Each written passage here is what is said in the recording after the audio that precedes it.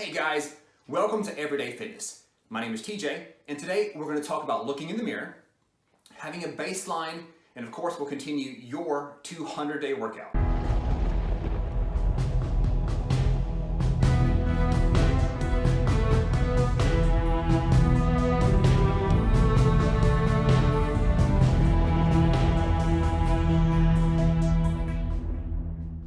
Week 6. This week we're adding 2 new exercises to the program. We are going to retest for our 60-second exercises, and I'll be rearranging the program just a little bit. But before we continue, I want to remind you, always consult with your healthcare provider first before you start any diet, nutrition, or exercise program. I'm adding metronome core exercises and what I've now named twisted boxer push-ups. I've been doing this type of exercise program for years. So most of this stuff really just isn't pulled out of thin air. None of these exercises are new. Go back and watch some of the previous videos, you'll understand kind of why I work out this way. But this week I was doing some core exercises and completely invented what I think is a new exercise. So I've named those twisted boxer push-ups. I usually back the camera up and record those exercises, but while I was out there messing around, I went ahead and recorded the exercises, so that should be pretty easy. I want to talk about time change one more time. If you watched last week, I kind of went a lot more in depth. Time change is coming up for daylight savings time. Your body's going to be used to waking up at a certain time. Take advantage of it. You can wake up a little bit earlier than you usually do without actually feeling like you're waking up earlier. Go back and watch last week's, it'll make that make a little more sense.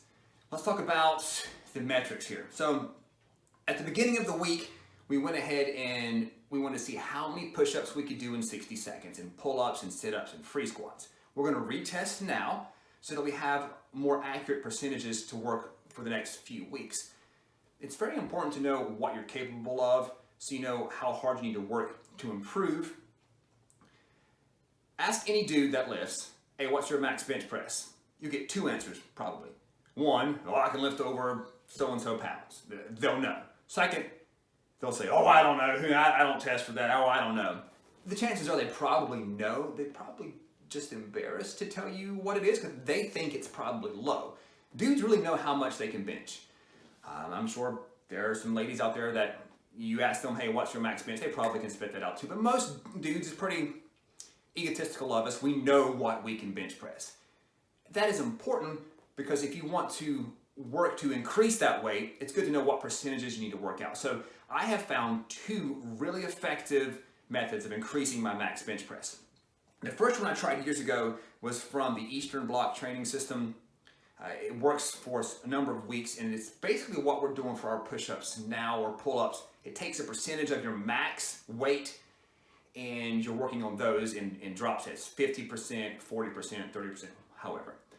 The most effective way I've been able to increase my max bench press, super easy. For 2 weeks straight, you do 150 push-ups every day after your workout. So whether it's chest day or back day or whatever, you're doing 150 push-ups after your workout. Trying to do those in sets of at least 20. After those 2 weeks, 14 days, you take 3 days off of no workouts. You can stretch, that's fine. Of course, eat plenty of protein or whatever. And then you test for a new 1 rep max. Every time I've done that, I have made 5 to 10 pound jumps on my max bench press. It works. I have no idea why. I don't know the science behind it, but it works. So similar to take those 2 concepts together, that's what we're combining in this program. You should be seeing results by now here at week 6. I realize I've been holding up fingers to indicate the number of week we're on. This is a 29-week program. I don't have enough fingers for that, so I should probably stop doing that. I also want to encourage you guys, look in the mirror when you're exercising, if you have one, or videotape yourself. It's not for any ostentatious? You don't have to post it. It's not for you or for your Facebook friends. It's for your pride. You need to know how you're looking when you're exercising. If your back's all wonky, when you're curling, if you're realizing that you're arcing your back, you're not rowing, you should be curling. You should only be using your biceps for some curls. Push-ups, you need to see if your necks are down, if you're arching your back. So looking in the mirror is a great way to know if your form is correct. That's why there's mirrors all over. There's 2 reasons why there's mirrors all over a gym. One, people like to look at themselves. People like to look at other people. I guess that's 2. 3, you need to look at yourself while you're exercising. So the reason I want to talk about this week is I was working on these exercises I was going to introduce this week, and I realized that, man, my back is weird. I'm not actually rotating all the way on both sides. I'm leaning forward when I'm turning to the side. I would have never known that stuff if I wasn't filming myself. So I film myself a lot. I don't post nearly the stuff that I actually film, because most of that stuff is just for me. It's for my progress. It's so I can see how bad or how good my form is. So do that. Try it. I've got this little stand I'm using now. I carry that everywhere that I work out, and I film myself. You can put it on selfie mode, so it's kind of like a mirror. Of course, I got other mirrors in here that I use as well. But you need to know what your form looks like. Again, those videos can be just for you. You're the only person that really matters when it comes to your form. No one else needs to know how good or how bad your form is. These videos are just for you. Of course, share them if you want to. I don't care. But it's going to help you not get hurt and make better gains.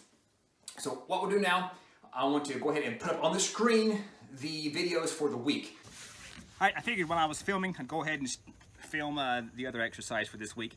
I call these metronomes. It's because your legs go back and forth like the hand of a metronome. Metronome helps you keep tempo. It ticks, tick, tick, tick, tick. I guess it's the hand is what it's called. Anyway, your feet are going to be doing that. If you let your ankles slide at the beginning, your feet will alternate like this. I would start off like that. It puts a little less stress on your lower back, but this is a killer oblique exercise. But of course, always warm up before you do these. And excuse the booty shot here, you're gonna get a lot of booty. So, the legs will tick. Let your ankles slide first. And as you've warmed up, try to keep your ankles together. It's much more of a stretch, much more of an exercise this way. If you can't do these all the way, and you have an exercise band, if you wrap that band around your feet and hold that as you go left to right, it makes it so much easier. It's a good starter workout. So from the side, less booty this way, you get to see kind of what that looks like.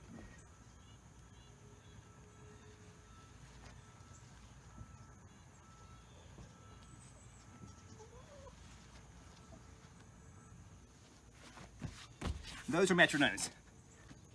We're going to bring opposite knee to opposite elbow. So if you're starting with your left hand down, you're taking your right elbow to your left knee, and then vice versa. We're going to start off in the push-up position. You guys know I like to start from the ground. That way my spine is straight. If you start from here, I don't care. Push-up position. Do one complete push-up, opposite knee, opposite elbow, rotate up. And get back down, go back to the ground.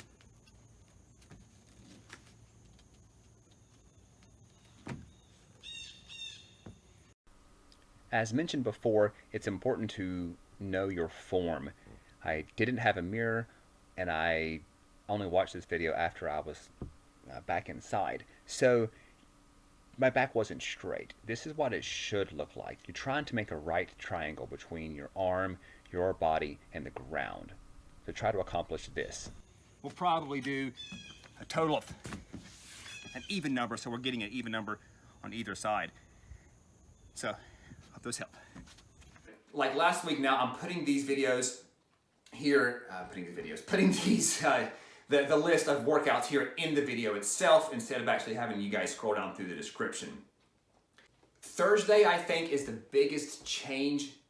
Thursday, we're going to do a drop set or superset day. A superset would be if I was going to focus on my biceps. I might grab some dumbbells, do a set those down, immediately go do chin-ups, hop down, immediately go do maybe lateral rope curls, set those down, go and do preacher curls. That's focusing my biceps, different exercises with very minimal rest between each exercise. We're sort of do that anyway, and then we're doing drop sets of percentages instead of actually, because most of these exercises we're not using weights anyway, so we're doing percentages to drop down our weight, so sort of a drop sets. So Thursday, I believe the percentages are in the list. I think it's starting off at 80%. We're going to do our push-ups and then immediately hop down and do our sit-ups. Hop back up, do a lower percentage of push-ups. So we're decreasing our number each time. Usually, for me, I would do 25 push-ups, 20 sit-ups, 20 push-ups, 20 sit-ups, 15 push-ups, 15 sit-ups. And each time the number usually goes down on sit-ups, I might stay at 20 for a few reps. So that's what we're gonna do on Thursday. Should be a pretty good exercise for you. I want to remind you guys, of course, I am on YouTube. Obviously, I am on Facebook and Instagram. Like, comment, subscribe. Any questions, please send them to me. I've got a little video here showing you all the options of subscribing. I'll put the link to last week's video right here somewhere. And of course, you can click this again to subscribe. You guys are awesome. Keep up the good work.